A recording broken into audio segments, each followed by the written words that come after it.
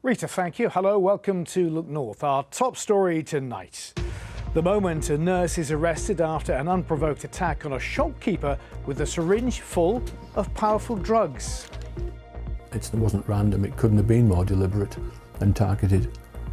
And whether I'll ever find out, I almost have to deal with the possibility that I might not, and that is psychologically impacting.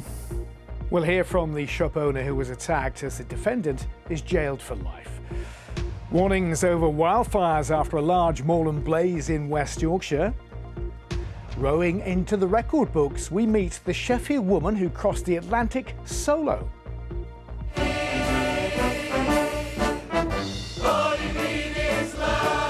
Big and brassy, Bradford celebrates City of Culture 2025 by exploring its musical roots.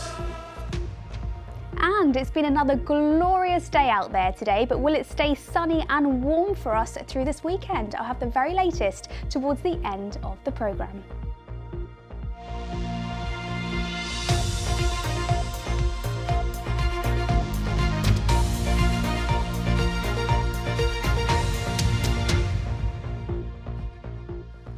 Hello, thank you for your company this Friday evening. First tonight, a nurse who used a syringe to inject a North Yorkshire record shop owner with a powerful drug has been jailed for life. Gary Lewis had a heart attack after the unprovoked attack in Northallerton last year. He says he still doesn't know why he was targeted by 58-year-old Darren Harris, who was sentenced today for attempted murder. Our Home Affairs correspondent, Emma Glasby, was in court and joins us now live. Emma. Darren Harris was an experienced anaesthetist nurse and he was crying and shaking in the dock today, but he still has not revealed why he stabbed Gary Lewis with a syringe loaded with what he believed was a lethal drug. Now, in handing down that life sentence today, the judge, Simon Phillips Casey, told Harris, "You were murderously intent on bringing Mr. Lewis's heart to a stop. With that syringe in your hand, you had the power to take a life." Well, Gary Lewis has been speaking about that attack in his shop and about his fear that he may never know why it happened. There can't be many victims of such a crime that have to return to the scene of the crime every single day. It wasn't just an attack, it was attempted murder, which he's been convicted of, and that plays with your mind. It was July last year when Gary Lewis was almost killed, stabbed in his record shop in Northallerton with a syringe containing a powerful muscle relaxant. He didn't know his attacker Darren Harris, who was a customer and a nurse. He's standing here with a record and I'm sat here next to the till. I take the record off him, put it into a bag. Out of the corner of my eye, I see he was knelt down and his head is level with my hip and he stabbed me through this area here. He obviously wanted to be in the right angle, exactly the way that a nurse would administer a syringe. He ran out. I had the presence of mind to follow him. Around the back of the shop, he was about to get into his red car, very, very casual. He wasn't rushing. Got into his car and drove his car at me, which is between the two bollards at the side of the shop. And I remember asking for a chair. Chris brought a chair out and then I slowly lost consciousness. And I remember being on the floor, totally unable to move. I'd never felt paralysis, but it was paralysis. And I could hear things. I could hear people saying, "Can you hear me, Gary?" I could hear the police officer, I heard the sirens. I could hear a police officer saying what was in the syringe. And apparently I died on the footpath. My heart stopped on the footpath. Just metres away and under arrest, his attacker remained calm. What have you injected into Nothing. him? Nothing? Nothing. So there's nothing in that needle? No. I haven't got a needle. I have a 10ml syringe with water and I've just squirted the water. It was water. So you've not injected him with No. anything? But Harris was lying, and as a nurse he knew the effect of the drug he'd used. Gary's decision to chase him outside almost certainly saved his life. the doctors are absolutely certain that's what saved me. If I'd stayed where I was, I would have had the heart attack without anybody being around me, and the next person to walk in the shop would have found me. By that time I wouldn't have had a chance to be recovered and nobody would have come to help me. Luckily I went out, and it was meant to happen. I wasn't meant to.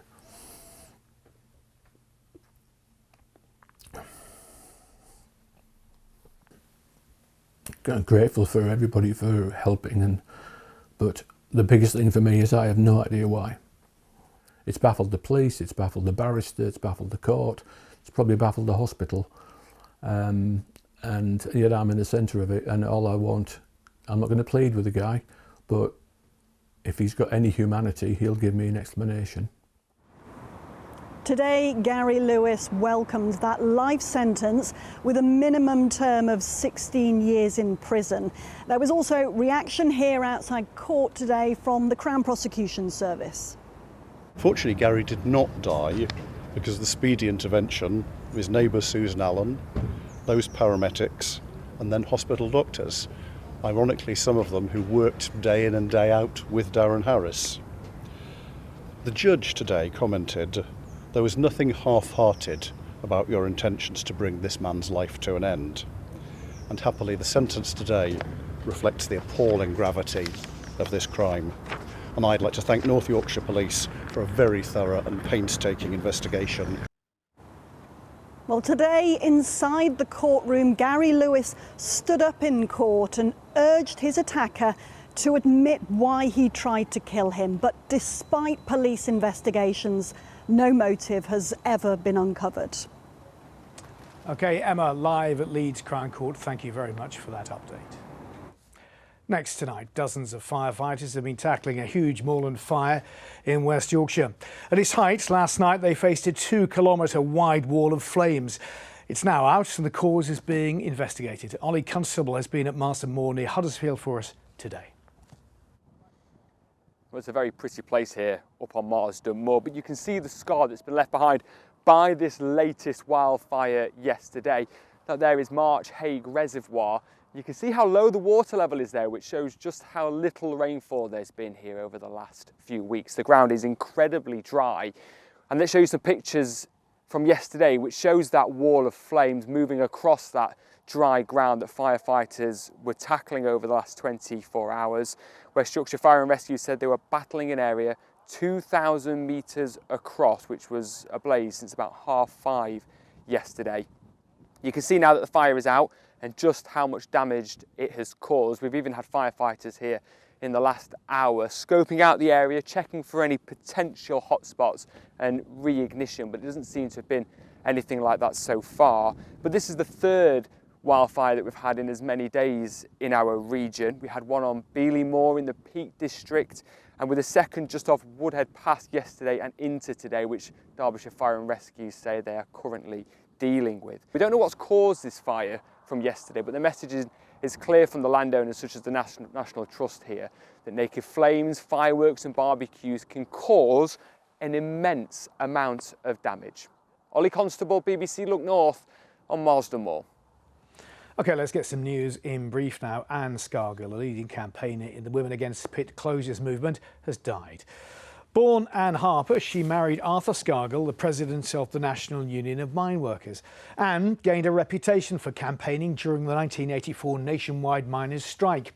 She founded Barnsley Women Against Pit Closures, which later became a national movement supporting striking miners and their families.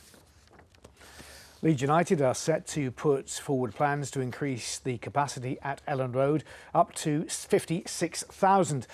Leeds City Council said they're expecting a formal planning application to be submitted by the club imminently. If approved, the proposal, which also includes plans to regenerate the wider area around the ground, would increase capacity by nearly 20,000. Now, 5 years ago, 26-year-old Molly Harbron woke up after surgery to find out her leg had been amputated. Delays in her treatment meant it couldn't be saved. We spoke to her last year about the physical and mental health impact of suddenly losing a lot of independence. Now, a multi-million-pound settlement has helped to get her freedom back. She told Tom Ingle how her life had changed. It's 5 years ago, at the end of this month, that I lost my leg. I was very active, very fit, running 3 times a week, going out with friends, doing everything, something a 22-year-old does. And then that just stopped, it got ripped away from me. Molly Harbron went to hospital with pains in her leg. She awoke from surgery 48 hours later to find her limb had been amputated. Surgery which could have saved it was delayed. Now I'm angry. It's a bit of a kick in the teeth, finding out that it could have been prevented. We first told Molly's story on Look North 2 years ago. Since then, she's been able to agree a multi-million-pound compensation deal. That's put her in a new bungalow, given her a properly fitting prosthetic leg, and paid for physiotherapy so she can learn to walk again. It got to the stage where I didn't want to be here anymore because I didn't like the way I looked. I should have had 2 legs, not 1. So it was just very hard to come to terms with that. And 5 years on, I'm still coming to terms with that, but I'm in a healthy place now with it all.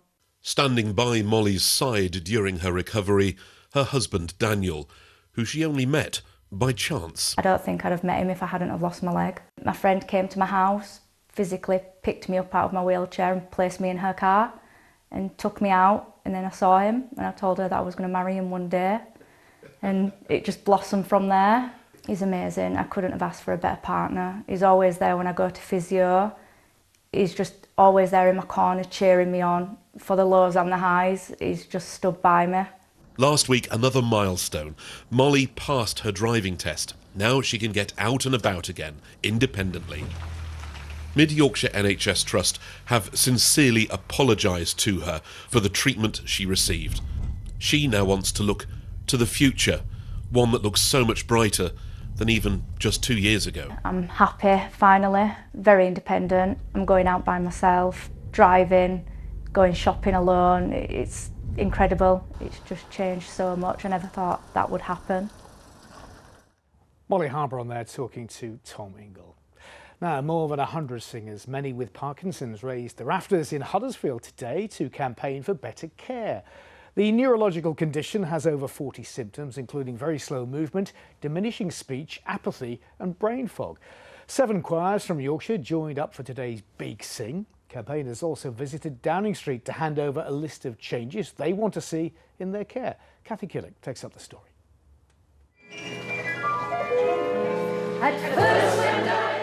It's not easy for people with Parkinson's to raise their voices, but they've got a message they want heard. I went to see a doctor, he said it's very clear. What you have is Parkinson's, I'll see you here. The pointed lyrics are aimed at the government, calling for better care. There is over 700 people suffering from Parkinson's disease in the Huddersfield area without a neurologist, without a consultant, just one Parkinson's nurse to look after them. Some people here haven't seen a specialist in over 7 years. Last year, some famous faces who have Parkinson's delivered a charter to Downing Street setting out the care they want. Among the campaigners, former BBC correspondent Mark Mardell, who this year joined the singers in Huddersfield, making the case for the 5 requests in the charter. The most important probably is making sure that anybody who suspects they have Parkinson's, whose GP suspects they have Parkinson's, sees a neurologist within 18 weeks, which is not some exceptional thing. It's the promise that the NHS makes, and it just doesn't happen. The Department of Health welcomed today's Big Sing and said, "We're working together with the NHS and patient groups to improve care for people with Parkinson's. This includes expanding the workforce, better training for healthcare staff, funding research into new treatments, and using the latest technology to help people maintain their independence for longer." But there's no denying life with Parkinson's is challenging. Liz Ryan, who's from Meltham, has had it for 20-odd years. She organises Parkinson's choirs and was the driving force behind today's event, because it does her good. You strengthen your voice if you keep using it, and the longer you do that, the better, and it's good for breathing, for posture. But similarly, it sees you through hard times. We've had some very sad things happen, and so it's like everything else, it's a family, it's life, and that's choir. We are fed up. to our back teeth. We must bring an end to Parkinson's disease. Humour also helps, with the campaigners producing a video of their song showing the difficulties they face. They all hope their efforts will make a difference and even raise a laugh. Cathy Gillick, BBC Look North, Huddersfield. OK, let's get some sports news now, shall we? It's been a great weather day for Yorkshire's first home county championship match of the season. There was bright sunshine at Headingley for the visit of Worcestershire on day one. Even sunscreen on the fielders' faces. Yorkshire are batting first, and Adam Lyth was the early star of the show with a half-century before lunchtime. He was out for 67. Dawid Milan made 98. Yorkshire closed on 425 for 8 in their first innings. Now, a Sheffield woman who rowed across the Atlantic despite being scared of the water has been talking about how she confronted her fears. Ananya Prasad is the first woman of colour to row solo across the Atlantic. She had no previous rowing experience before signing up. We'll hear from her in just a moment, but first let's take a look at her extraordinary journey.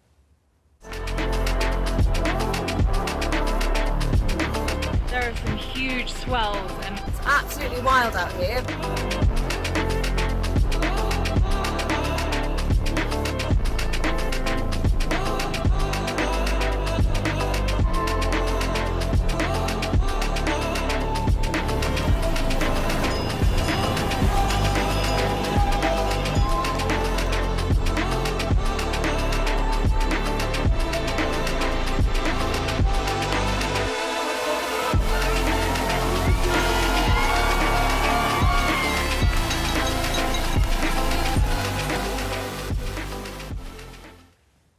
Well, I'm delighted to say Ananya joins us now. Congratulations, first of all. That looked amazing. What was it like?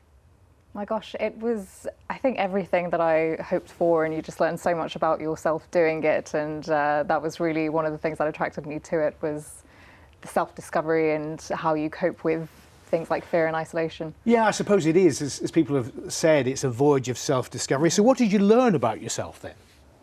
For me, when I started, I wanted to show that as humans were capable of more than we think mentally and physically. So for me, going into it, I didn't know this was something that I could achieve or not. And that was part of the challenge. If you know you can do something, it's not really a challenge. So for me, it was discovering that I am capable of dealing with certain things that I didn't think I was at the time. And many things broke and went wrong. So having to fix those and deal with those.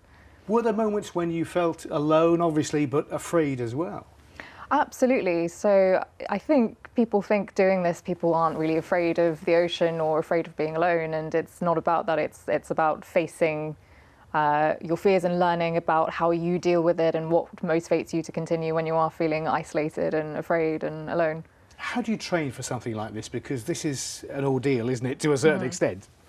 It was quite a long process. So I signed up about three and a half years before starting. So there's a lot of physical training, mental preparation training, a lot of technical training in terms of handling the boat. So it's not just a case of getting a boat and off you go. There is quite a lot of hoops you have to jump through before doing this. And you have something of a bit of a record here as well. You've rowed into the record books, something you're very proud of as well. Yes, so I would be the first woman of colour to do this solo. So I found this out once I'd signed up, and for me, part of the challenge was showing that it doesn't matter what background you're from or ethnicity, or if you don't have any rowing experience, it shouldn't be a limitation for doing things like this. Very briefly, 10 seconds, what's next? I'm sure I'd love to do this again, but probably in a team, not solo. We'll see. Great to see you, Ananya. Thank you so much, and congratulations once again. Thanks for having me. Now, brass music is being celebrated in Bradford today as part of the City of Culture celebrations. There's a BBC Radio 2 Loves Brass concert taking place this evening at St George's Hall. If you were in the city centre today, you may have heard live music and choirs as part of the build-up.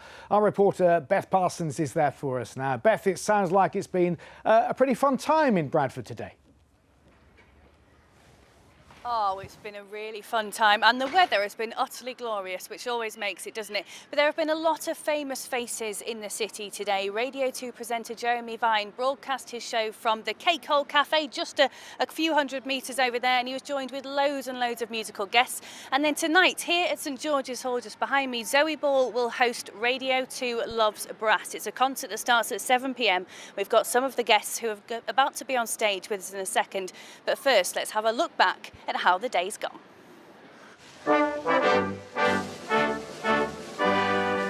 Brassy Bradford, a city where cornets, trombones, tubas and flugelhorns were sounding out loud during the Industrial Revolution, a movement that's been celebrated today as part of Bradford being the UK's City of Culture 2025. The Hammonds Band, who were founded in the 1800s as the Saltaire Band, performed in the city centre today, joined by the Bantam of the Opera Choir, a group of Bradford City fans who are part of a year-long BBC Radio Leeds challenge to be trained as opera singers. We're a Bradford choir. What more of a sound do you want that defines Bradford than a brass band? And I grew up as a trombonist in a brass band in Bradford, so it's got a big sense of nostalgia for me. Did it feel different having the brass edition there? Yeah, absolutely. I mean, it just added that extra glamour to it, didn't it? It was just brilliant. The sun is shining and hearing the brass band and just looking across Bradford and just thinking, we are the city of culture, this is just brilliant. Part of it being amazing was that the audience they got it and they just enjoyed being involved with us. So, you know, we were singing to them, but they were singing back to us. Bradford 2025's weekend-long festival of all things big brassy in Bradford. Radio 2's Jeremy Vine broadcast from the Cake Hole this afternoon to be part of the brassy action. Brass bands went out of fashion about probably 100 years ago, and they need to come back. And I'm hoping this could be the start now of brass becoming sexy.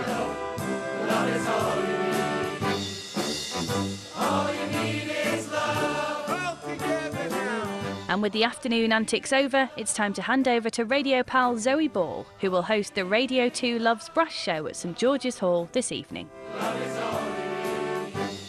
Classical music, there's contemporary music, there's music from the movies, there's some pop music in there, so it's going to be quite eclectic. I think it will be quite moving as well. Brass bands always get to me right in the heart.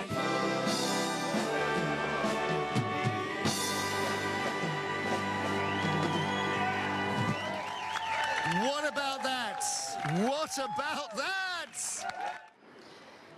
Zoe Ball there, the host of the brilliant Radio 2 Loves Brass evening, which is on in just a matter of minutes here at St George's Hall, and with two of the people who will be on stage. A moment for how wonderful you both look, incredibly smart. Let's start with you first, Professor Nicholas Childs. You are the director of the brilliant Black Dyke Band.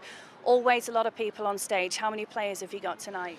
I think we're going to have close on 50 musicians on stage, because we've got the band, of course we've got some fantastic soloists, the cathedral choir, and so yes, we'll be testing the new roof of St George's Hall. Oh, absolutely. Put it through its paces. Now, you may have heard there, Jeremy Vine said that he thinks it's time brass came back into fashion. Do you think it's ever been out of fashion? And if so, should it be back? We would definitely want it back. You know, we love performing at the Royal Albert Hall in part of the proms, but Black Dyke keep in touch with other people too. So in the last 4 years, we've performed twice on the Pyramid stage at Glastonbury. And so, you know, when you think there's only one band that's put the Beatles on side B, was Black Dyke. So every time you listen to the Yellow Submarine, you hear a brass band play, bom, bom, bom, bom, biddle-dip, that's the Black Dyke Band.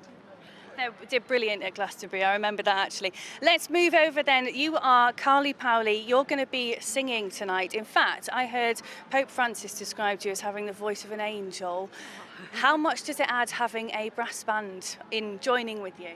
I can honestly say singing tonight on that stage with Black Dyke is it's just a massive thrill for any singer. They make the most sublime sound, so to be able to sing along with that is completely joyous, and I can't wait to be able to do it to a live audience as well and let them hear it firsthand. And I've heard you're actually on stage first, which is, looking at the clock, a matter of 5 minutes, so I better let you go. Thank you both very much. If you didn't manage to get tickets to Radio 2 Loves Brass this evening, you can enjoy it on Easter Sunday next week at 8 p.m. when it'll be shown on Radio 2. OK, Beth in Brassy, Bradford, thank you very much for that. Wasn't it good, Catherine, to see those London-based celebs wearing Bradford City football shirts? I know, amazing, right? And I hope they keep them on.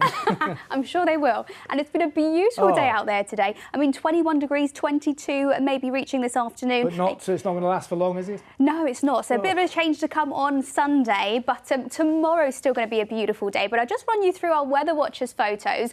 This was taken first thing this morning, plenty of blue sky. But you can see from our second photo here, at times through today, there has been some high cloud that's made that sunshine appear hazy. This was taken in Whitby, so here it has been a little bit cooler, but that hazy cloud hasn't really ruined anything, really. It's still been a glorious, glorious day. More sunshine on the way tomorrow, but a bit of a change to come, as I mentioned, on Sunday. So thank you, as always, for sending in your pictures. If you'd like your picture on the telly, you can send it in to us via social media. The details are on your screens now. So tomorrow, we are going to start off dry. There's going to be plenty of sunshine through the morning. It's the afternoon period, really. Cloud amounts will increase, but at least staying dry. And while we have had high pressure in charge, that's going to retreat and move away. That's going to open the gates for these weather fronts to work their way in from the west and also from the south. So some patchy rain expected overnight on Saturday, a damp start to Sunday, and then Monday, some showers in the forecast, potentially heavy and thundery. But